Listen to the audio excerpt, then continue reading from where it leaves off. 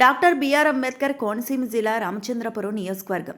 RWS scheme గత 5 నెలల నుండి పెండింగ్లో ఉన్న జీతాలు సమస్యలు పరిష్కరించండి.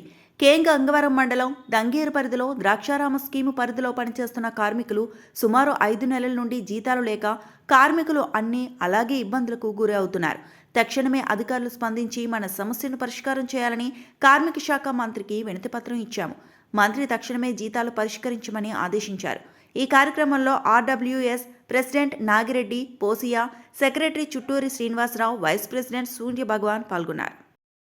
డాక్టర్ బిఆర్ అంబేద్కర్ కోనసీమ జిల్లాలోని CBWS and RWS drinking supply water స్కీమ్లో సిస్టమ్ స్టాఫ్కి థర్డ్ పార్టీ కాంట్రాక్ట్ విధానంలో పనిచేస్తున్న సిస్టమ్ స్టాఫ్కి జిల్లాలో డాక్టర్ బిఆర్ అంబేద్కర్ కోనసీమ జిల్లాలో గత 5 నెలల నుంచి కాంట్రాక్టర్స్ శాలరీస్ పెండింగ్ పెట్టారు. దీని మీద రామచంద్రపురం సబ్ డివిజన్లో వాసంశెట్టి సుభాష్ గారు, కార్మిక శాఖ మినిస్టర్ గారు ప్రజా దర్బార్ వేదిక పెట్టారు. ఇక్కడికి వచ్చి మా సమస్యలు వినిపించుకోవడం జరిగింది. దీని మీద స్థానికంగా ఎస్సీ గారు, ఈ గారితో మాట్లాడతానని మినిస్టర్ గారు చెప్పడం జరిగింది.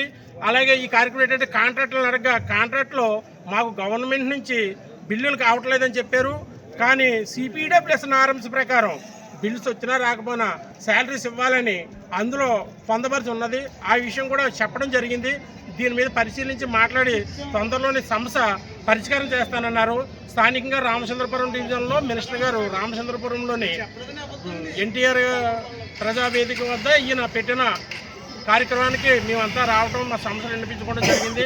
అలాగే ఇంకా స్టేట్ వైడ్ నుంచి కూడా కొంతమంది లీడర్లు రావడం జరిగింది. స్టేట్లో జరిగే ఒక పాలసీ కోసం కూడా మాట్లాడడం జరిగింది. ఆ పాలసీ కోసం ఆయన ఒక అధికారి సూచించారు. ఆ అధికారి గారితో మాట్లాడి అధికారి గారికి ఇస్తే అది ఓఎస్టీ గారితో మాట్లాడి దాని సమస్య మీద ఒక 6 రోజుల్లో మళ్ళీ కలమన్నారు. ఆ సమస్య ఏంటన్నది ఏం చేద్దామన్నది చూస్తామని చెప్పడం జరిగింది. దీనివల్ల మేమంతా వచ్చి కలిసినందుకు కూడా హ్యాపీగా ఫీల్ అవుతున్నాం. దీనివల్ల మంత్రి గారికి ధన్యవాదాలు చెప్పుకుంటూ